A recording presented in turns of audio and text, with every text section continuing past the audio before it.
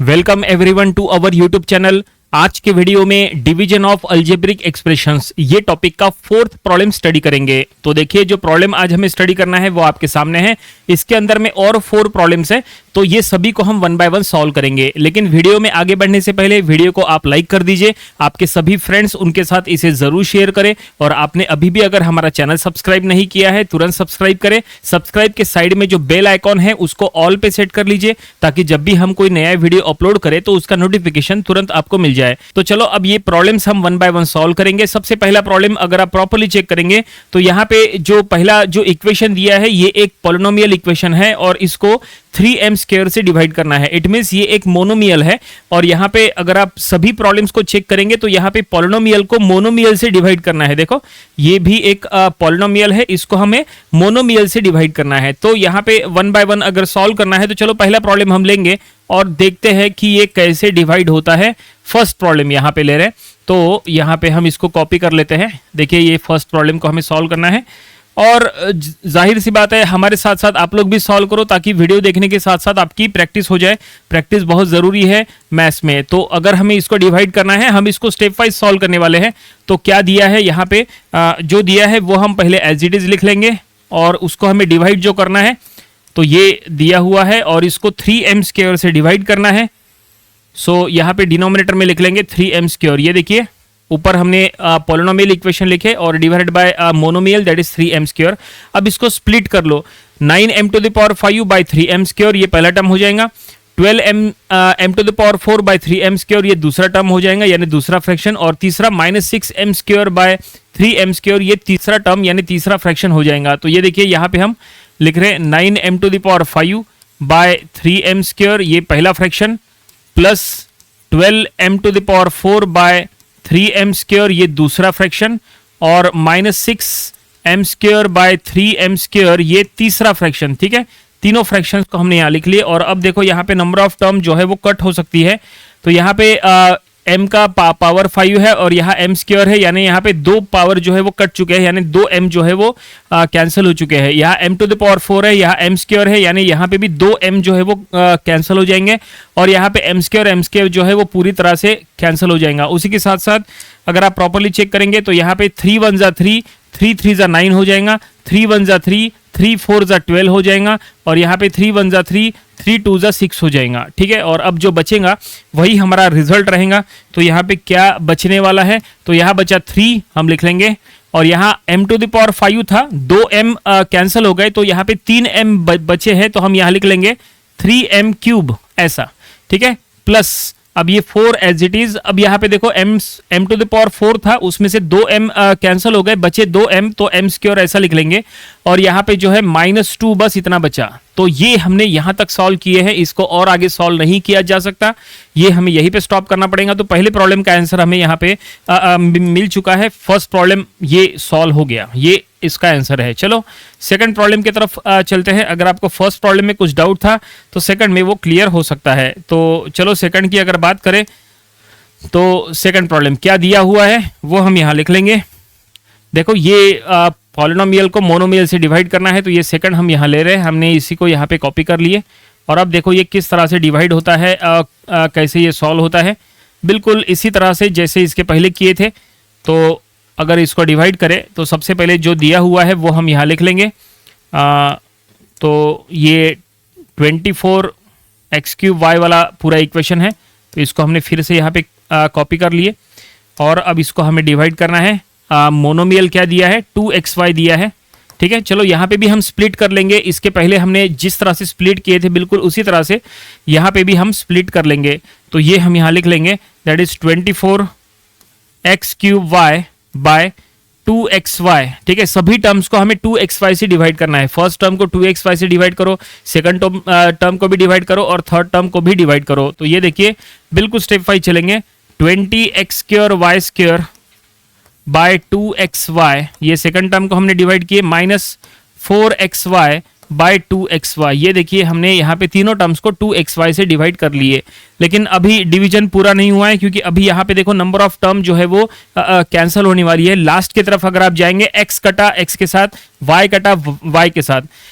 Second last term की अगर बात करें तो यहाँ पे x स्क्वायर है, नीचे में x है, मतलब एक x जो है वो कट होने वाला है, यहाँ पे भी एक y जो है वो कट होने वाला है, और यहाँ पे y कट जाएगा फर्स्ट टर्म में, और x क्यूब में से एक x जो है वो कट जाएगा क्योंकि नीचे में ऑलरेडी x है।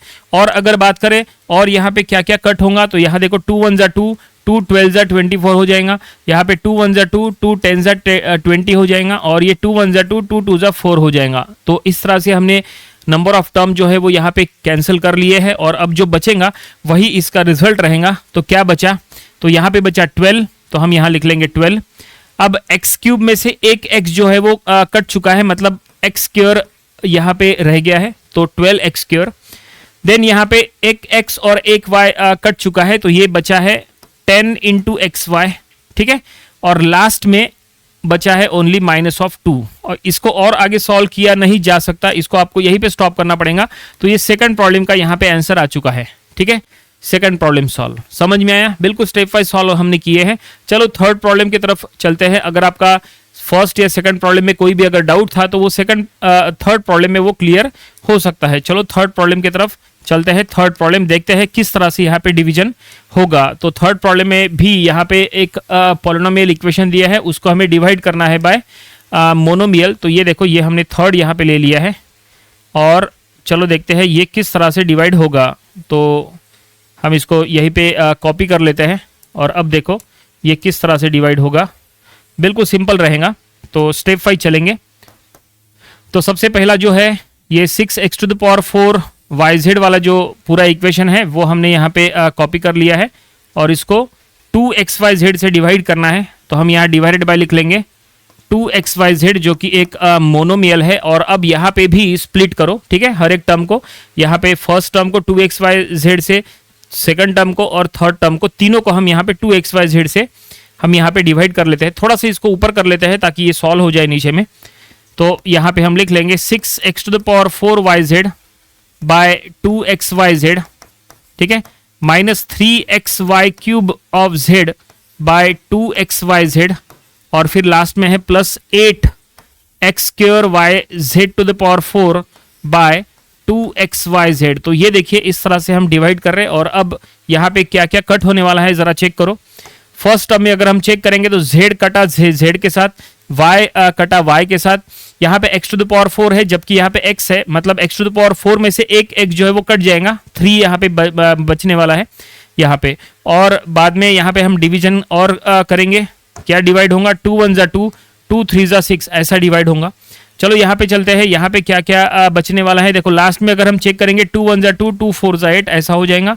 और यहाँ पे क्या कट होने वाला है, z कटा z के साथ, x कटा x के साथ, और यहाँ पे y³ है तो एक y जो है वो कट जाएगा। यहाँ पे एक z जो है वो कट जाएगा, यहाँ पे y कट जाएगा, और x यहाँ पे एक कट जाएगा। और अब जो जो बचा है वही हमारा यहाँ पे रिजल्ट हो जाएगा। तो जो बचा है, क्या बचा है, हम यहाँ पे लिख लेते हैं। यहाँ पे 3 बचा है, x³ हो जाएगा क्योंकि एक x जो है वो कट चुका है, तो हम यहाँ लिख लेंगे 3x³, ठीक है, फर्स्ट टर्म। सेकंड टर्म की अगर बात करें -3/2 रहेगा, तो हम यहाँ लिख लेंगे -3/2। आगे क्या है, यहाँ पे x कट चुका है, z भी कट चुका है, लेकिन एक y कट गया था तो y² ऐसा रहेगा।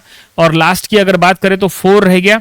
देन यहाँ पे x और z³ ऐसा बचेगा, तो हम यहाँ लिख लेंगे +4x और z³ x इंटू z³। तो ये हमने यहाँ तक सॉल्व किया है, और ये सॉल्व नहीं किया जा सकता।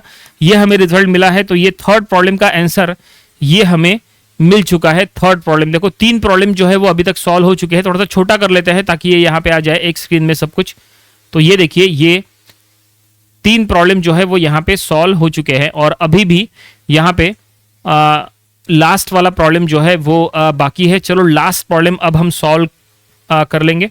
अगर अभी भी आपको कुछ डाउट है तो देखो लास्ट प्रॉब्लम में वो क्लियर हो जाएगा, बिल्कुल आसानी से हम यहाँ पे सॉल्व करने वाले हैं। फोर्थ प्रॉब्लम, तो देखते हैं फोर्थ प्रॉब्लम में क्या दिया है। तो देखो फोर्थ प्रॉब्लम में ये फ्रैक्शन फॉर्म में इक्वेशन दिया है, तो ठीक है, कोई दिक्कत नहीं है, फ्रैक्शन फॉर्म में ही हम इसको सॉल्व कर लेंगे। तो ये देखो ये फ्रैक्शन फॉर्म में इक्वेशन दिया था और यहाँ पे भी हमें डिवाइड करना है। देखते हैं ये किस तरह से डिवाइड होगा। तो यहाँ पे हम लिख लेंगे इज इक्वल टू, तो न्यूमरेटर में ये फ्रैक्शन फॉर्म वाला रहेगा जिसमें 2/3 वाला फ्रैक्शन देखो ये पहले है और ये पूरा, एक मिनट यहाँ पे हम इसको कॉपी कर लेते हैं ताकि लिखने का समय बचे। और अब ये पूरे फ्रैक्शन को हमें डिवाइड करना है, ये पूरे इक्वेशन को पॉलिनोमियल को 1/2 ABC से हमें डिवाइड करना है। चलो देखते हैं ये किस तरह से डिवीजन होगा। नंबर ऑफ स्टूडेंट जो है वो यहाँ पे गलती कर लेंगे, लेकिन गलती नहीं होनी चाहिए, इसलिए बिल्कुल स्टेप वाइज सॉल्व करो। यहाँ पे 3 टर्म्स है तो 3 टर्म्स को 1/2 ABC से डिवाइड करो। फर्स्ट टर्म को भी, सेकंड टर्म को भी और थर्ड टर्म को भी 1/2 ABC से डिवाइड करो। तो चलो हम डिवाइड करेंगे, यहाँ से लिखते हैं क्योंकि ये बहुत लंबा जाएगा। 2/3 ABC, ठीक है, 2/3 A square B square C square ऐसा है पहला टर्म, डिवाइडेड बाय 1/2 ABC ऐसा है, ठीक है, ये हो गया पहला टर्म। उसके बाद plus 4/3 AB square C cube by 1/2 ABC, बिल्कुल स्टेप 5 चल रहे हैं, ठीक है। और थर्ड टर्म को अगर हम डिवाइड करें -1/5 AB क्यूब C स्क्वायर, और इसको हमें डिवाइड करना है 1/2 ABC से। और अब देखो क्या क्या कट हो रहा है, काफी सारे टर्म जो है वो कट हो सकती है। तो यहाँ पे देखो फर्स्ट में A कटा, B कटा, C कटा, ऊपर के साथ देखो ऊपर 2-2 है तो 1-1 रह गया।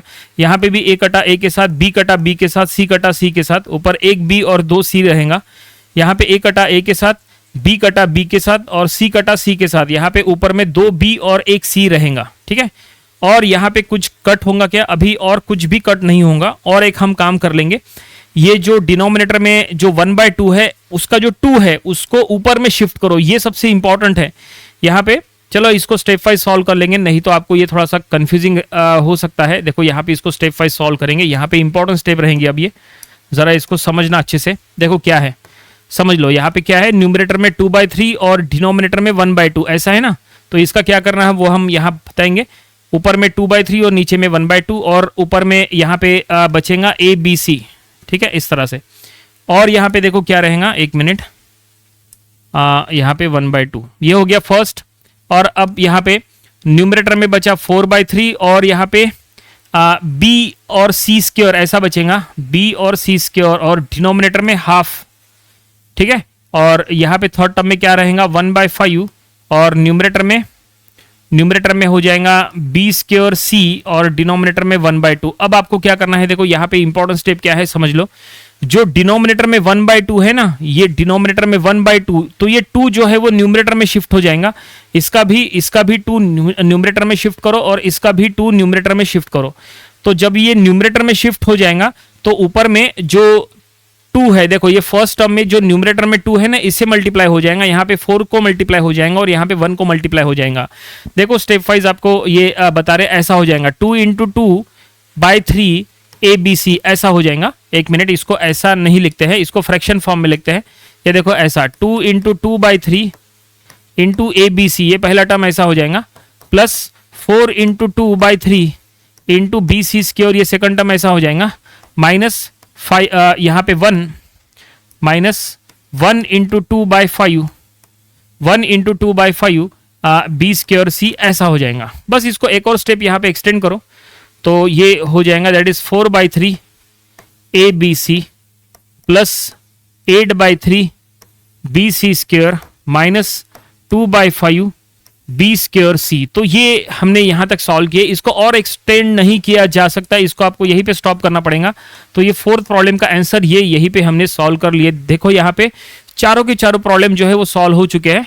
देखो अगर आप प्रॉपर्ली चेक करेंगे फर्स्ट प्रॉब्लम से, ये देखो ये फर्स्ट प्रॉब्लम सिर्फ इतना सा था जो कि बहुत सिंपल था। सेकंड प्रॉब्लम भी बिल्कुल उसी तरह से था, ये भी 2 स्टेप में सॉल्व हो गया।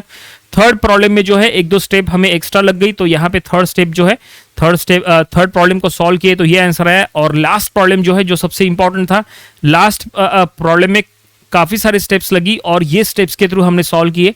यहाँ पे सबसे इंपॉर्टेंट क्या था, यहाँ पे सबसे इंपॉर्टेंट था कि डिनोमिनेटर का जो 1/2 था उसमें 2 को न्यूमरेटर में शिफ्ट करना, ये सबसे इंपॉर्टेंट पार्ट था और नंबर ऑफ स्टूडेंट्स यहीं पे गलती करते हैं। गलती नहीं होनी चाहिए, इस बात का आपको ध्यान रखना है। तो फाइनली इस तरह से आज हमने डिवीजन ऑफ अलजेब्रिक एक्सप्रेशंस ये टॉपिक का 4th प्रॉब्लम स्टडी कर लिए। इसके पहले के 3 प्रॉब्लम्स वो भी आपको स्टडी कर लेना चाहिए और इसके आने वाले दिनों में हम इसके और भी नंबर ऑफ प्रॉब्लम्स कवर करेंगे ताकि इसकी और अच्छे से प्रैक्टिस हो जाए।